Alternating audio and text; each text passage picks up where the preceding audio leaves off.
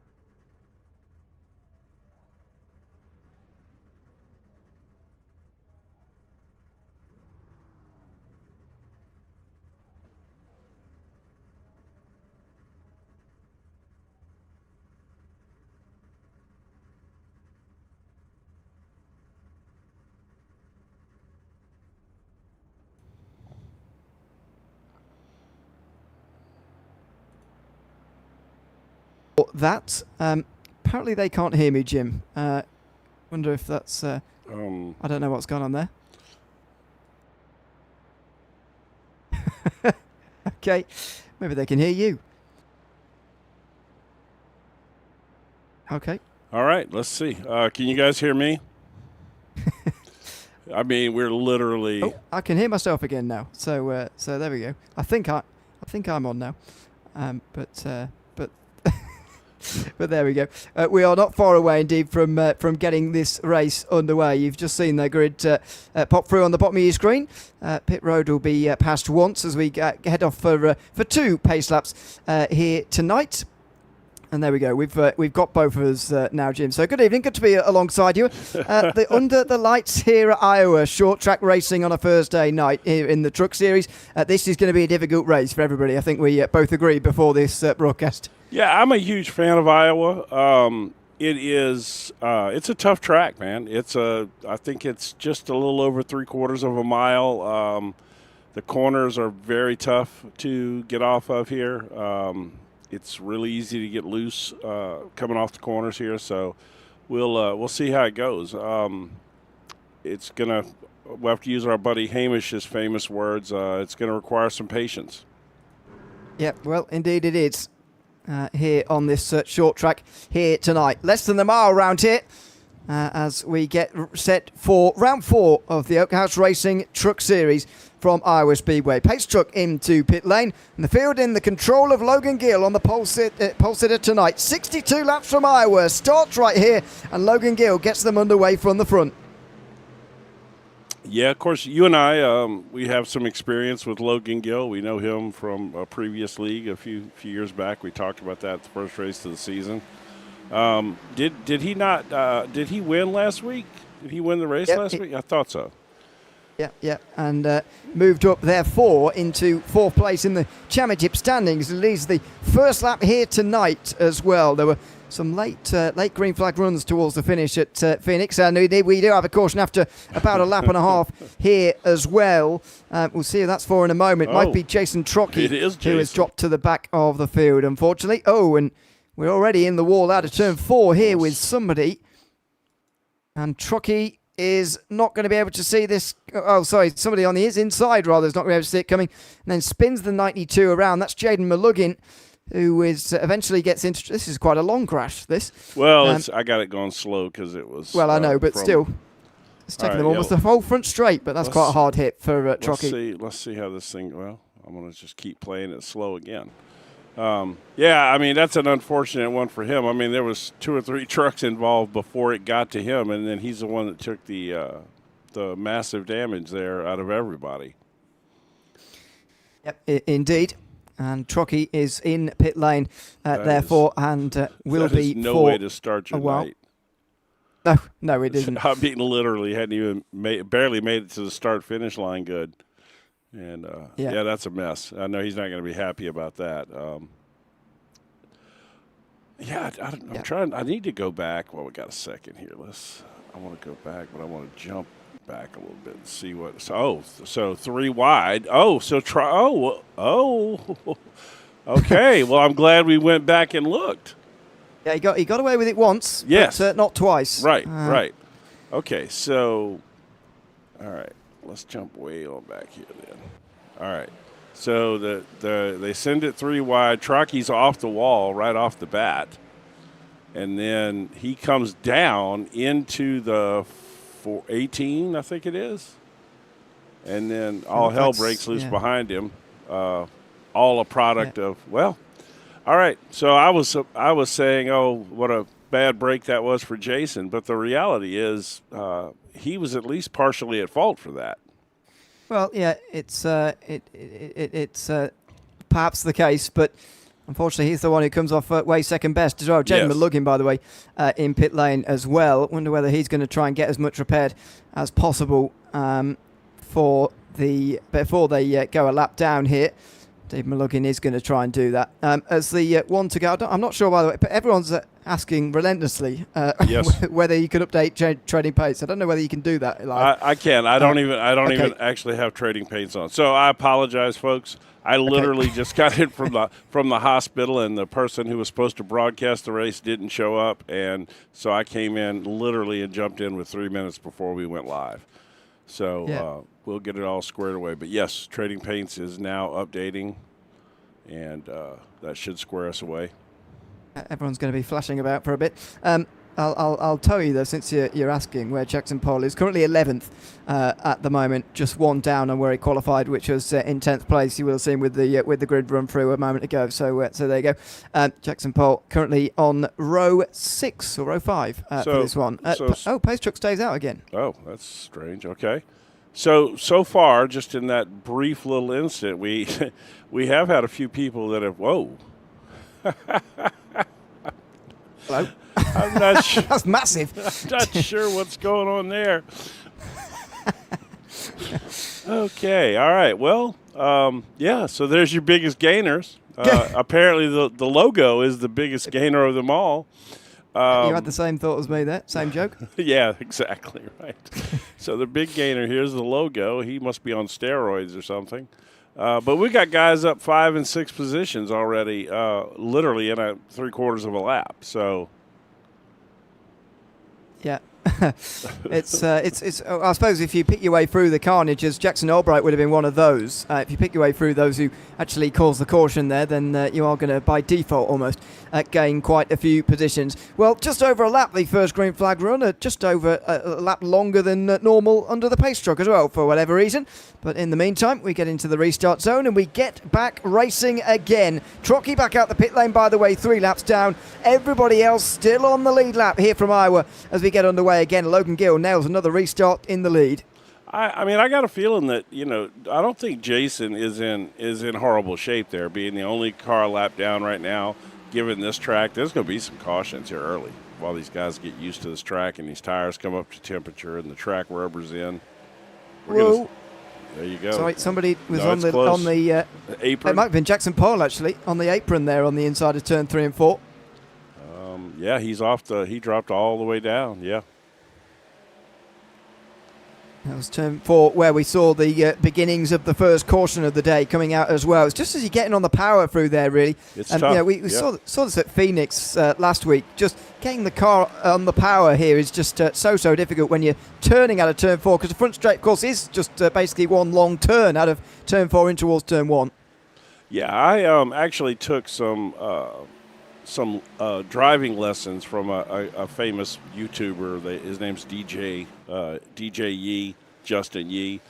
He's well known especially in the ARCA world. Like, he's a big high I rating ARCA guy, and I was trying to manage my tires better, and that's his thing, right? And so he brings me to Iowa in an Xfinity car to practice. And it took me half the lesson just to keep from spinning the car coming off the turn. Yeah. Yeah, I can absolutely imagine. It is really, really difficult. Takes a lot of modulation. Battle for third place. Brad Compton versus Howard Peoples for third, and it looks like Compton gets that position a little bit further down.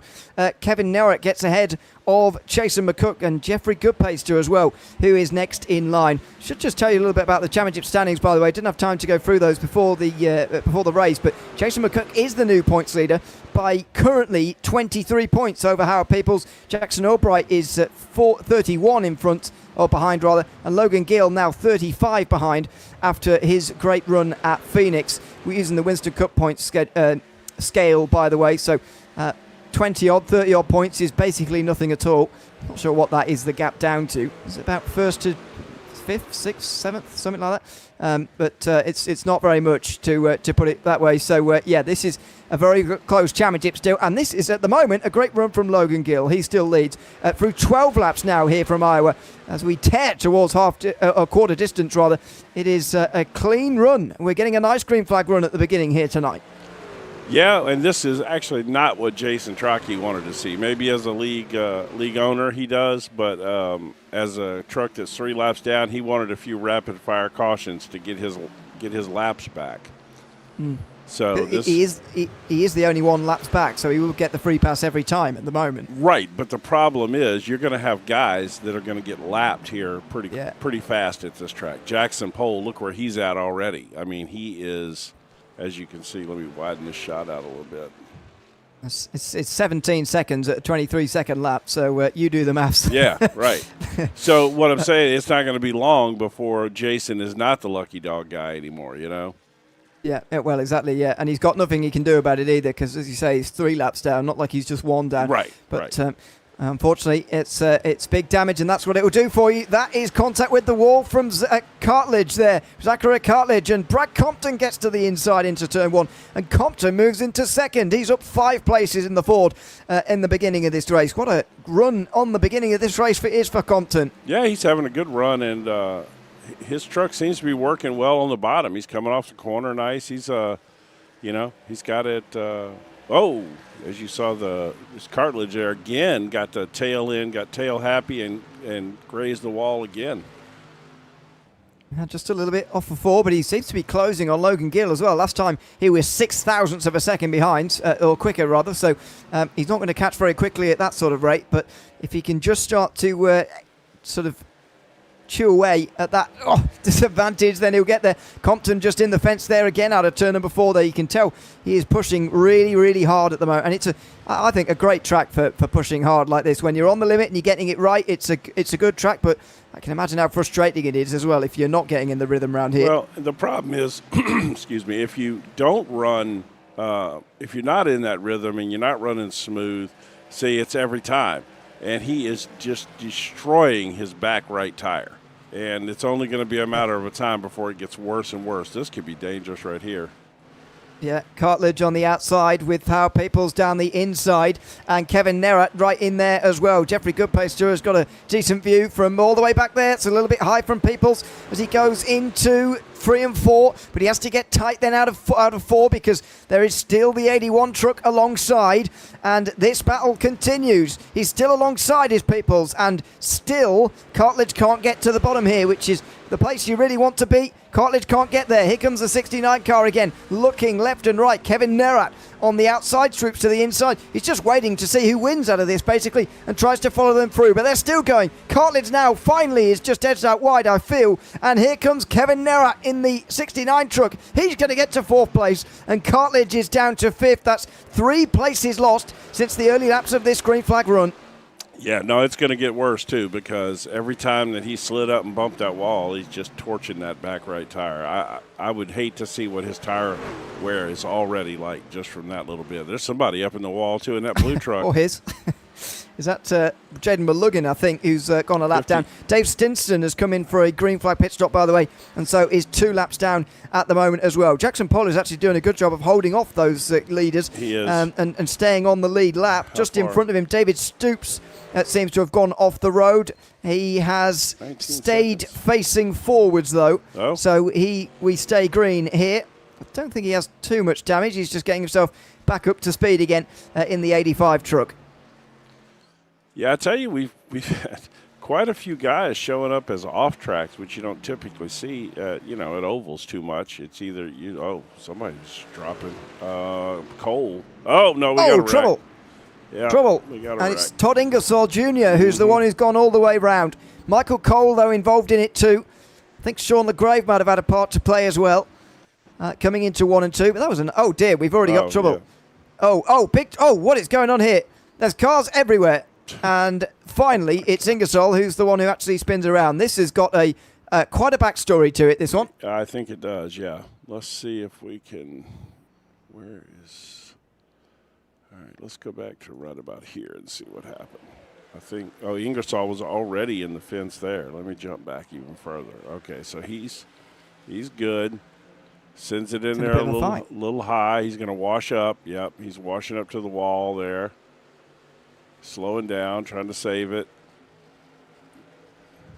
So then there's trucks scattering in front. He's got one slowing down the racing line, 79 up high going slow. So it's the 51 that's really off. So, by the way, in live pictures, everybody's coming in here. We are close to the halfway mark.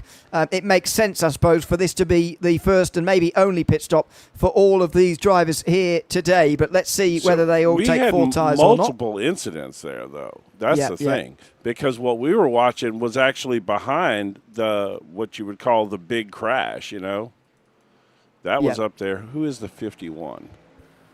There doesn't seem to be a 51 in the race, which is incredibly infuriating. Oh, I hate that.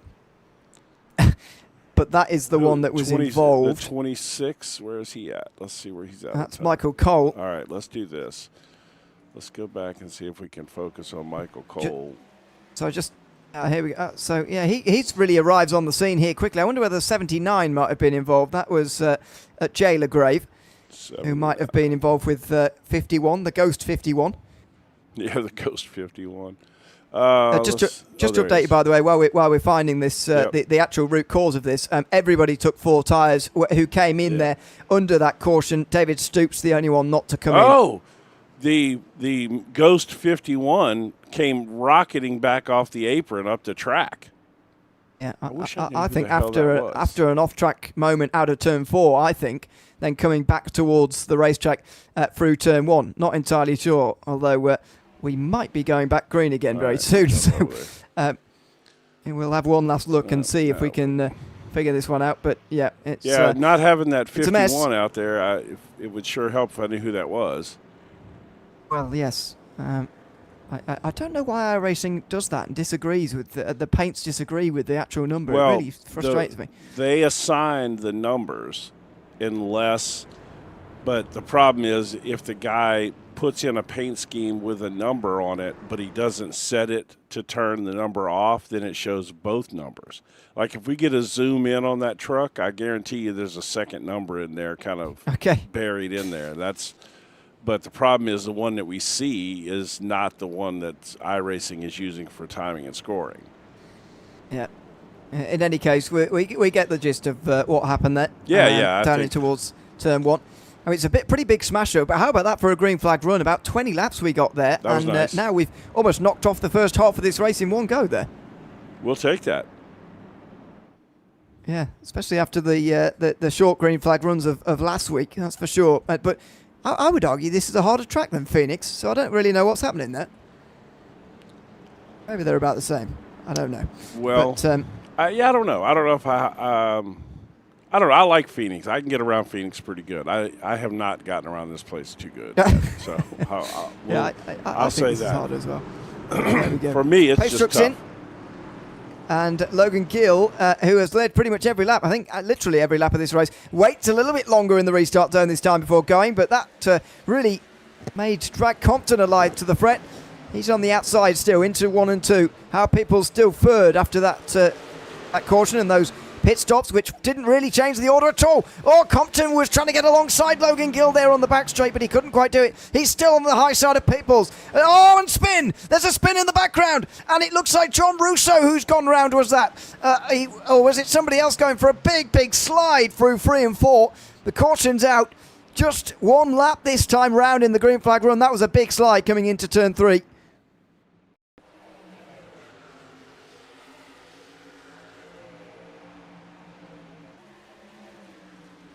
Well, I don't know. It did start quite high up the field. There it is. So Russo wasn't involved, sorry. It was somebody else near him. Well, he's not spinning, I mean.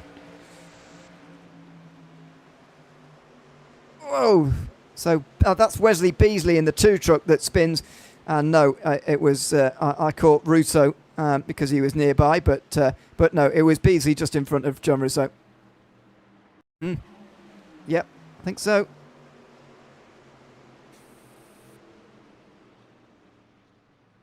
Yep. Of course, I had my mic turned off, so all my brilliant commentary I just gave, they didn't get to hear. And by the way, that was some of the best commentary I've ever done in my life. So if I'm being honest with you, I haven't eaten in 2 days, so I was trying to wolf down some food real quick. Okay, no, that's all right. I can keep talking while you're. Well, I had to chime in there on that wreck, So, but, yeah, and then, but like I said, I just gave the most brilliant commentary of my life, and unfortunately, my mic was muted. So y'all just have to imagine how great it was. We've all been there, not unmuting ourselves, that's for sure. So caution's out again here at Iowa, only for the 3rd time tonight. As we approach half distance, indeed we will be past half distance by the time we get back racing again. And Logan Gill's led every lap of this race so far. It's been a very good race from Logan Gill, really, from qualifying right to the beginning of this race now as well. And remains to be seen whether he can hold on right the way through, but it's not like it's one of those circuits where it's impossible to pass. And I think Brad Compton's been making pretty light work of a lot of trucks so far tonight. So that's a very interesting matchup on the front row, I find, there with Gill and Compton. One who's been coming through the field very efficiently and one who's been holding on to the lead very efficiently. And only one can continue to do what they have been doing so far in this race. Here's one for you. Look at this one. Let's put some driver details up. Jackson Albright started 22nd. He's up to 6th. He's up 16 spots already. It's in the old Sterling Marlin livery. Yes, he is indeed in the old Sterling Marlin. I'm surprised you knew that. Thank you. I am English, but I've watched a lot of. That goes back a few years too. Time. You're also pretty young, relatively speaking. So. But what? To be fair, and this is going to make me sound really sad. Instead of watching films and TV and consuming popular culture, I do watch old racing sports events rather than when there's not new ones on. I just go and watch old ones instead. I've been on a kick watching like old Daytona, 24-hour of Daytona and 12-hour Sebring videos from the '60s here lately. Wow, I don't go that old, to be fair. Well, I do like there to be a proper broadcast. Well, they were segmented broadcast, but it's just fun to see, those guys that are now, the infamous Dan Gurney and, all of those guys racing. Yeah. Roger Penske when he actually drove a race car. Yes, indeed. Yeah. Well, I thought I'd impress you there with my knowledge, so I'm quite pleased with that. That was pretty good. If that's the only one you pull out tonight, I'm impressed already. So it will be the only one. Into the restart zone and 30 laps to go. We're back underway again. Look how close they all are there behind Logan Gill, who learned from his mistakes, I would say, from the previous restart, waiting too long. Everybody was expecting it last time. He caught them completely off guard this time, and he got a few lengths into the wall. Brad Compton, who's been overtaken by Howard Peoples on the opening couple of corners of this restart, and he hit the wall out of turn number 2 there. Over the start-finish line, we get through 3 and 4 cleanly this time as well. They're on the front stretch. Peoples and Compton hit one another, and we've got a wreck on the front straight. We're still green. Peoples comes to a stop, though, and it will go under caution. 2 of the top contenders make contact over the front stretch on the early stages of this restart, and that's got 2 damaged trucks, unfortunately, and 2 very good trucks as well. Damaged badly here. Good trucks, too. I mean, wow, okay. Who actually gets loose first here? Oh, no, the Peoples. 19. And Compton has nowhere to go. Nowhere. And neither do those 2. Piling in. Nowhere to go at all. Was that Cartledge and McCook or somebody else maybe? This is on board with Peoples. No, Compton. And then Compton. Cartledge just got by. And barely. Is that McCook going by? So I think those 2 were okay, but there were some trucks there that had no choice but to absolutely pile into that one. And unfortunately, Compton has got a meatball, so his damage is relatively severe there. Yeah, we do have a faster pair though, so he will stay in the race as long as he doesn't tow back to pit lane. He will stay in the race. So I don't know. It showed Briggs up here. Oh, he's just didn't want to crash into Compton, I suppose. Yeah, good. He's okay though. Man. I mean, People's truck doesn't look too bad, to be honest. Here come the stops, by the way. Good Pacer and Nerat, the only ones who aren't damaged coming into pit lane. I think everybody else is damaged too, coming in for repairs. Well, if you were questioning whether you could make it or not, this should settle that, you know. Yeah, I think it's one of those races where, to be honest, you take that caution after the long green flag run, stopping on lap 24, and I think that will just about do it for you. Even if we ran green tomorrow, I think it would have been fine. And if it is now caution to the end of the race, then if you the likes of Logan Gill and Cartledge and McCook and Albright, as it turns out now as well, top 4, then you've got the track position to sustain the cautions as well. Right. Yeah. Well, that's the thing. Yeah. At this point, you can hold the track position, which is, I would say, pretty important here. I mean, it's not, it's not death, but these trucks are still hard to pass each other because when you get right behind them, this new aero package this season that they put on them is really causing the noses to start pushing when you get behind somebody. And who was that just diving out pit lane very late on? Might have been Peoples, actually. Brad Compton's still in pit lane, so his damage is severe enough to go a lap down. Jaden Malugin is currently then the first lap on the free pass. Jason Trockey, by the way, only 2 laps down now, so he is making up laps. It'd be great to see him get back on the lead lap and get a good finish out of this race.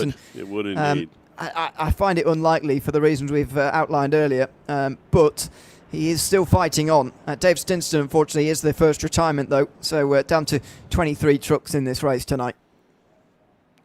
Yeah, he, well, I don't know. Let's see. How many? Well, the problem is that those couple of wrecks have put several cars a single lap down, which is, Well, is he? 2, yeah. So, and he is still 2 laps down, right? Yep. Okay. That becomes the problem. Yeah. Yeah, he's going to, at this point, it'd be really tough for him without some retirements in there from some of those guys. Yeah, I think he got the wave around, actually. That's why one of his laps came back, because everybody came in under the caution at lap 24, and if he didn't come in there, that was a very smart thing to do and just get waved around all the way around to the back end of the next line, and he managed to...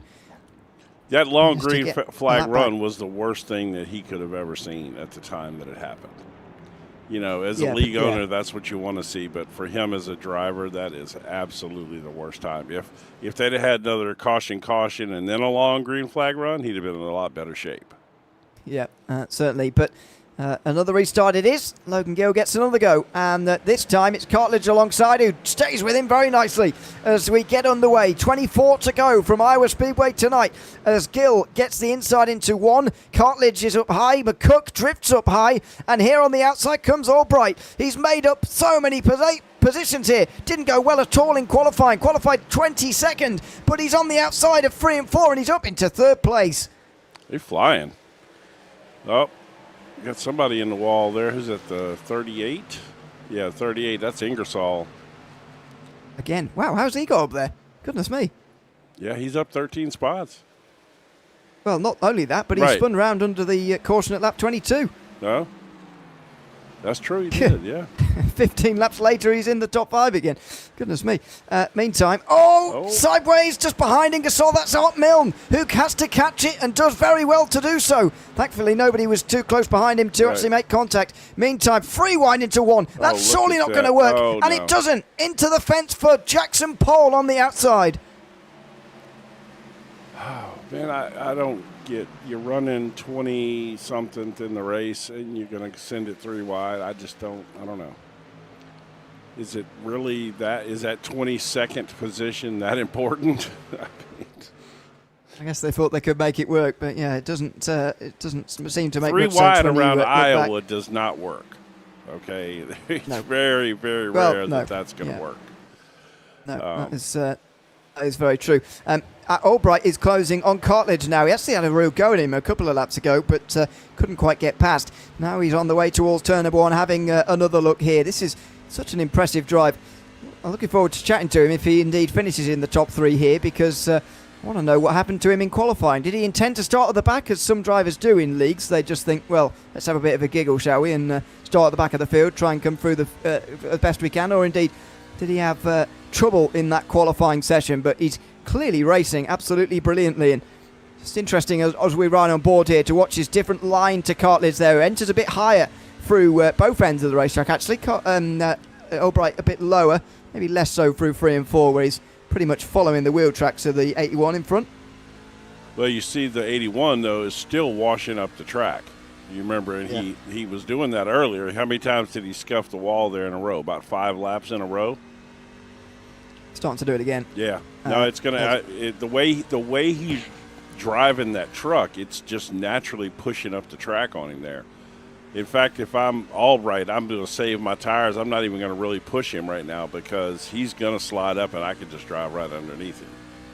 Yeah, the worry is the urgency about the laps remaining in this race. The laps are only about 23, 24 seconds long. So when That's you see true. 17 laps to go, you wonder, actually, we've only got 10 minutes left here, and I've got to try and get, if I want to win this race, I've got to try and get past Cartledge quickly so I can run down Logan Gill, because that's not going to be easy to do either. No, he's fast. I mean, he's really fast. Yeah, Gill is a long way out front at the moment. 1 second the current gap. To be fair, these two have got 2.5 seconds over the rest of the field. Albright just hanging back a little bit, though, compared to where he was before in terms of that fight. Look at this.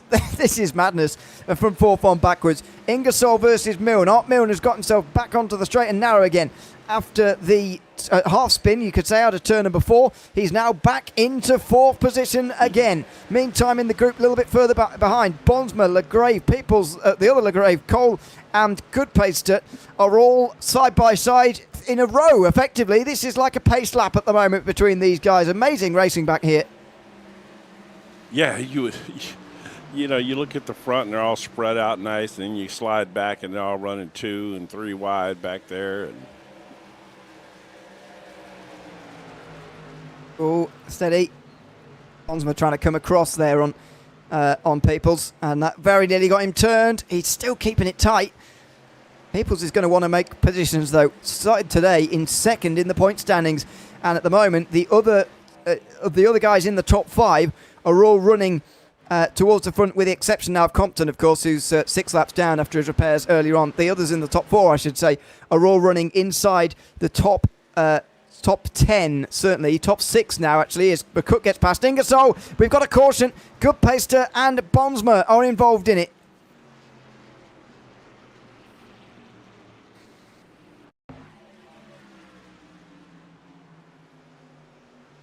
Oh, Peoples gets into Bonsma. There's Peoples who gets into Bonsma. And Goodpaster has no choice but to get joined in there in the 33 truck.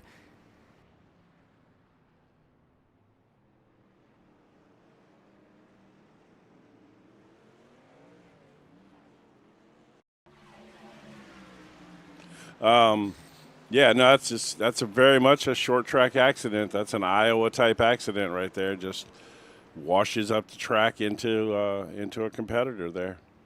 So tough. Yeah, absolutely. Unfortunately, by the way, it looks like Jason Trockey might have parked it here tonight, unfortunately, which is a shame. He's going to drop now behind Compton. Meantime, we're going to have less than 10 laps on a restart here, and we've got stoppers. In fact, everybody apart from Hal Peoples is coming in right now. Is anybody else going to carry on? It doesn't look like it. Every single driver on the lead lap is coming into the pit lane apart from Peoples. What an interesting scenario to end this race. Man, he's a sitting duck out there. He's going to have 20-lap-old tires, and everybody else in the – well, wait a minute. A lot of them are just – no, okay. They're taking tires. I would say, why would you – How many? Why would you – well, it looks like most of them are taking 4. Let's see how many. 2 for Gill. 2 for Gill there. 4 for Cartledge. 4 for Albright as well. Everybody else has taken 4 so far. Only Logan Gill has taken 2 tyres to ensure he's going to be out first. Ryan Keyser takes 2 tyres as well, but he was so far down, it's only going to get him 10th anyway. They're the only 2 to take 2 tyres. All right, let's we'll pull the stats up, although it's going to be absolutely hilarious with this large logo. Oh, look at that. It's not quite as bad, actually. Well, to be fair, this whole thing wasn't really designed to be broadcast with. This was sent to Dean, your regular producer, and the logos weren't in there, and so it's pretty funny though. Yeah, so they all took 4, with the exception of Gill and Keyser. I like that move from Logan Gill. He's already fast. But by the same token, he could have taken 4 and still came out in the front. Exactly. Even if everybody else takes 2 tyres, the worst he's going to come out is probably 4th or 5th. 6th? Yeah. 7th? Yeah. But, I mean, at worst. So, even if everybody else takes 2. So I don't really understand Logan's that. fast, though. So,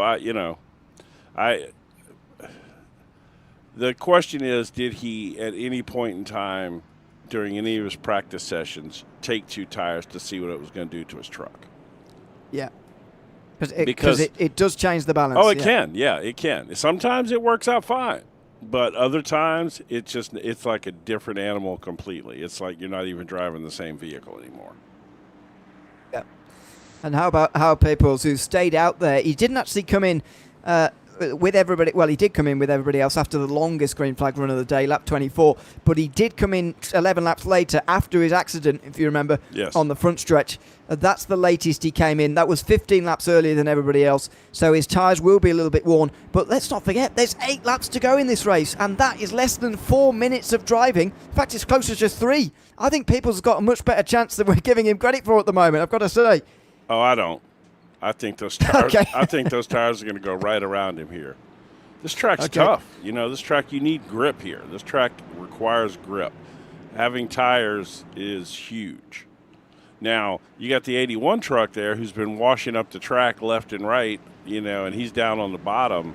I mean, if he sends it in there in turn 1 and it doesn't stick, that could be a mess. Yeah, well, yeah.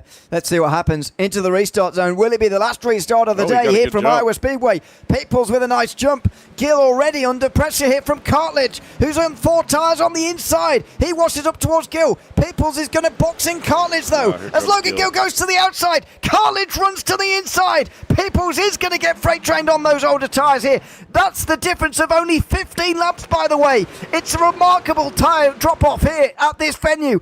Gill leads again with 7 to go in front of Cartledge, and they spin in the background. Art Milne in the fence. The 15 truck goes around, and we're under caution again. Yeah, that's there you go. Oh. And Albright spun after the caution. Yeah, he did. Albright spun after the caution. Well. How did he manage this? I mean, the caution's wave, still green there, and... wow. Yeah. It's the wall hard, too. Yeah. No, and then took a shot in the rear, too. So it looks like that it kind of maybe started with Jackson Pole here. Apparently he's going to get off the track. A bit far back. I think he tries to avoid what happens in front of him. But well, it shows that he went off track. Yeah. Oh, no, he spun himself. Yeah. Because it showed he spun before the actual caution came out. Yeah. Yeah. So Ingersoll's in the pit lane again. I wonder whether he was involved alongside Art Milne, who was definitely the one who hit the wall there in truck 15, I think. Anyway. Did he? Where is he at now? It looked dead like Art Milne. I've got to say. He's in the pits, yeah. So it probably was him. Yeah. Okay. Let's see here. He's on alongside Ingersoll, who's in pit lane now as well, as I say. Coming up the track. Oh, Ingersoll down into him, I would say. Yeah, I mean, that's one of those 50-50 things, man. I mean, he came up the track a lot. But, yes, they did come down into him a little bit. But, I mean, look how much he washes up the track here. Yeah, he does. But, yeah, for me, this is he's chasing it right now. because you can see the truck's wiggling as he's going up the track. That means he's trying to catch it, you know. Yeah. Well, he's taking his faster pair now, by the way, Art Mill, and that's all dropped him to 17th position in this race. So where's Peoples now? He's back. He lost three spots on that one. Yeah, you were absolutely right. Those 4 tires. I can't believe a 15-lap difference has made so much there. At a track like this, you know, this place is just brutal, and you need all the grip you can get. There are tracks that 15 laps wouldn't make a bit of difference, but this just isn't one of them, you know. Well, fair enough. I also thought, actually, something else that came into my factoring of that, by the way, was the sort of narrowishness of this circuit, you know, short track nature and all that. I thought it'd be harder to pass, but, I mean, Cartledge just turned underneath him off of 2 there. It was pretty easy. Yep, and then Cartledge did exactly what he's been doing all race, which is he washed up the track the next turn. So he's still struggling with the handle on that truck, and you know, every time he washes up the track like that, he's damaging one of his right side tires, either his front or his rear, depending on, you know, what tire's sliding as he's going up the track. If he's kicking that rear end out like he was earlier, then it's his rear. But if he's pushing up the track, then it's his front. I tell you what, man, I don't see anybody beating Logan without him being involved. I mean, he's dominated this race, man. He really has. I think those laps by Peoples under caution and bringing them to the green were the only ones he hadn't led this race, if I'm not mistaken. So, he's only going to have 2 laps to hold on to as well. And you know, based on how we've seen from Cartledge so far tonight, I think you might be right. The fly in the ointment here is the fact that Peoples is on the inside there in 3rd. Normally, 3rd-place driver has a very good chance at sort of challenging the leader. Maybe not towards turn 1, but if they can get past 2nd quickly, they can challenge the leader. But Peoples isn't going to do that. So Logan's led 56 laps tonight, so we're about to complete lap 60, so he's not led 3 laps. Yeah. 2 of which were under caution. Yeah, and one of them was coming to green, so I don't know whether you even count that. But anyway, Logan Gill is going to come towards the restart zone, perhaps for the last time tonight. There'll be 2 laps to go. It's not a green-white checkered attempt, but there are only 2 laps of the race left here at Iowa tonight. 2 of the allotted 62 remaining. Gill waits quite a long time, and Cartledge is able to guess that he was doing it. Every time he's waited deep into the restart zone here, Logan Gill, he's been in trouble on the way towards 1 and 2. Cartledge immediately swings to the inside. He goes for a cutback, road course style. Oh, and Gill defends on the backstretch. Cartledge on the inside. It's a tight line. They both wash up the racetrack. Here comes Hal Peoples on no tyres on the inside line. White flag waves. 1 lap to go from Iowa, and Cartledge has got Peoples alongside him. Surely that's going to prevent him from going through here and coming through both of them. It's Kevin Nera in the 69 truck right now, looking for 2nd place. Peoples looking to hang on to 2nd, but for the 2nd week in a row, it's a late race restart and a victory for Logan Gill here at Iowa Speedway tonight. Logan Gill takes it just about, and who's going to get to 2nd? I think it's Kevin Nera just about. Hal Peoples does brilliantly to hold on to 3rd with no tyres, and Zachary Cartledge out the final turn spins coming across the start-finish line in a dramatic finish from Iowa tonight. But Logan Gill is the winner in the end for the 2nd week in a row, and surely as well the new championship leader of this series. That's going to be close, but he's got 2 in a row in the Oak House Racing Truck Series. Let's take a look right back here from the right after the green flag, and take a look at as we come to green flag here. Let me speed it up a little bit. Oh, we can watch these 2 laps again, to be honest. Yeah, no, I mean, but watch Cartledge here. He got a good jump here, and then he comes down the track, and he taps the rear end of Gill and sends him up the track right there. And then, but look at him, he's fighting his truck. You see how it's wiggling? And then that's it, right there. Look at that. He's lost it, and he just starts sliding up the track right here, and that's it. He's gone. Wow, I mean that was dramatic between the 2 of them. Oh, it was really close. Into 1 and 2 again. Sorry, that's through the middle of them comes Nera, and then I want to see what happens to Cartledge here out of turn 4. We know that We know that Nerat sees off Peoples and Gill wins the race, but how does Cartledge end up so sideways in the background of the shot? What happens here? He hits the wall. Oh, and then the 17 gets into him. And in the end, he comes across the line. He finishes 6th, by the way. Brady Graves in the 17, and he finishes 7th. Yeah, I mean, you could almost see that coming from Cartledge, the way that truck was handling all night. I just, I mean, it was just bound to happen. He looks driving like he's angry. Yeah. Oh? Oh, no, he's just aggressively trying to say well done. Yeah, no, that's all right. It did look like he was coming in to wreck somebody. It did. Which I'm not opposed to that either. Let's get some. I mean, look, you remind me sometimes you are American. Man, look, the reality is, man, you watch racing for two things. You watch it for awesome passes, and you watch it for wrecks. Yeah, I'm joking, by the way. That's true, though. It's true. Yeah. All right, so let's see. Let's get some results here. I think I got the new results up. I don't even know if I have the new results. Yes, I do.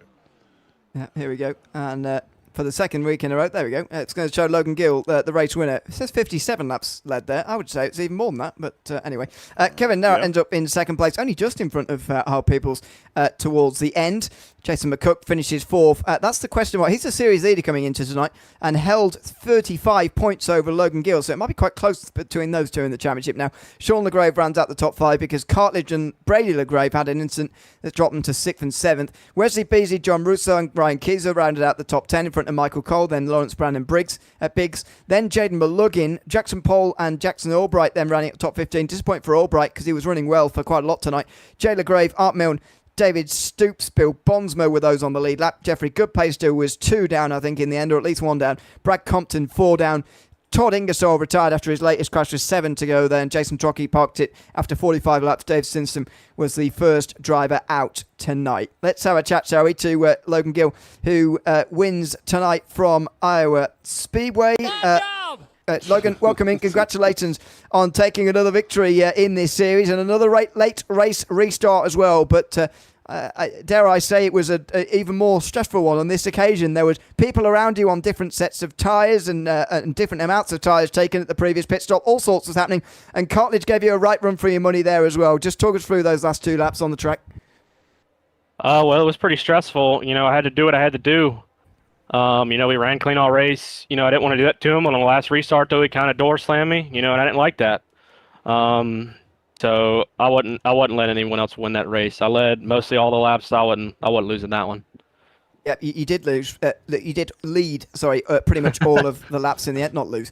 Talk us through the last pit stops there, because there were 8 to go when we restarted for what looked like it might be the last time at the time, but in the end it wasn't, of course. But the pit stops previous to that, you took 2 tyres, one of only 2 drivers on the lead lap, which was nearly 20 cars at that point, to do so. Why did you decide to do that in the end? Given the fact you were leading anyway, even if you'd have taken 4 and everyone else had taken 2, the worst you probably would have been was 5th or 6th or so. Why did you decide to take 2? Well, I decided, midway through the race, if we had a late race caution, take 2, because on that first pit stop, we ran about 25, 30 laps, and I noticed my lefts were pretty good, and I still felt really fast. So I said, we get a late race caution, I'm taking 2 no matter what. So it paid off. Yeah, well done for noting that down and using it well later as well. Congrats tonight on winning from Iowa, indeed, for the second time this season, taking a victory, and thanks for chatting to us at the end of the race as well. Thank you. Thanks very much. That's Logan Gill with his second race win of the season, this time at Iowa Speedway tonight. Kevin Nerat ends up in second position in the end with that late run. Kevin, welcome in. Good to have you with us, and congrats on a second place finish here tonight from Iowa in that late race restart. You made up a couple of positions in those last 2 laps. Talk us through that end of the race there, that wild final restart to the finish. Yeah, I had fresh tires with the other leaders there, so made the top stick. Drag raced the Peoples the 19 there for second. Deja vu, second place to Logan Gill again. Getting tired of that. We're gonna get a W one of these times, though. You got to put him in the wall. Oh no. Didn't have the opportunity. Otherwise, you never know. Yeah, yeah. Yeah. I mean, look, it's a vast improvement on the start of the season. Obviously, one of them you weren't here for, which can't be marked against you. But this is a couple of good results in a row now. Is it the sort of short tracks that we're expecting to see you return to the front again for, or is this form you're hoping to just carry on into the other tracks? Obviously, Charlotte coming up next week, completely different to here. Yeah, I mean, my strength is definitely probably the shorter tracks. I'll be competitive at the intermediates too, but yeah, definitely like the short tracks the best. So Yeah, I think I asked you the same thing last week. But anyway, yeah, but never mind. We hope to see you again next week at Charlotte, going well on the intermediate as well. But for now, Kevin, congrats on getting to second, and thanks for chatting to us as well. thanks guys. Great job in the booth.